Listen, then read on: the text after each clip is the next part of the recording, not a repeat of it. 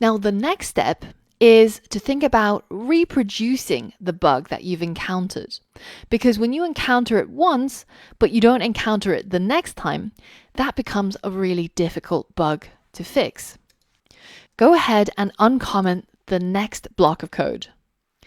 And we're going to comment out the previous section because we're done with it now. So this is the only part that should be active in your main.py. In this section, we're going to try and reproduce the bug. So when we run the code, sometimes it will work and it will print out one of the dice images from this list, but occasionally you will get an error. These types of bugs are really difficult because you might test your code only once or twice and it looks all fine, it works, but then occasionally you get an error. And the important thing is to reproduce that error. When does that error actually happen? And based on that knowledge, we can fix our code. Try to reproduce the bug yourself and try to notice when it happens and see if you can change the code so that it always produces this error.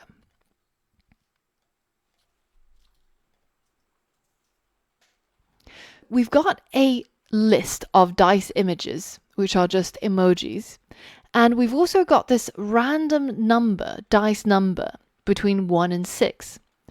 Now, when we try to pick out of our list, occasionally we get an error.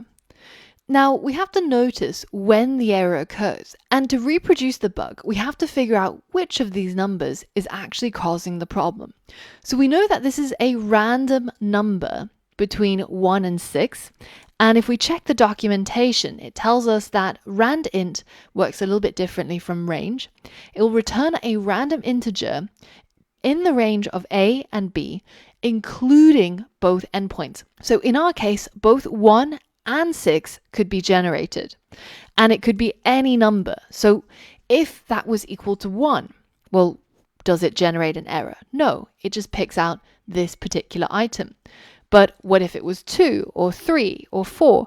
Or what if we tested 6? Well, now every time we hit run, you can see we get an error.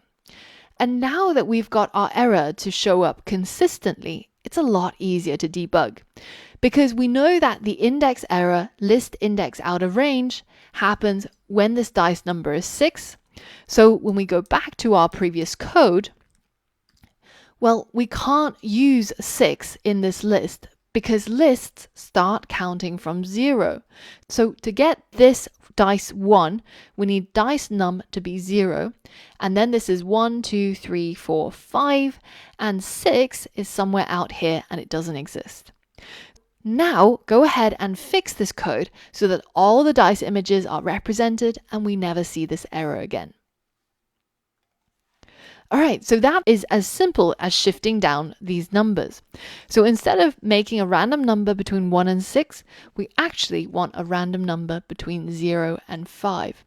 And now, no matter how many times we run our code, we're never going to get that error show up again.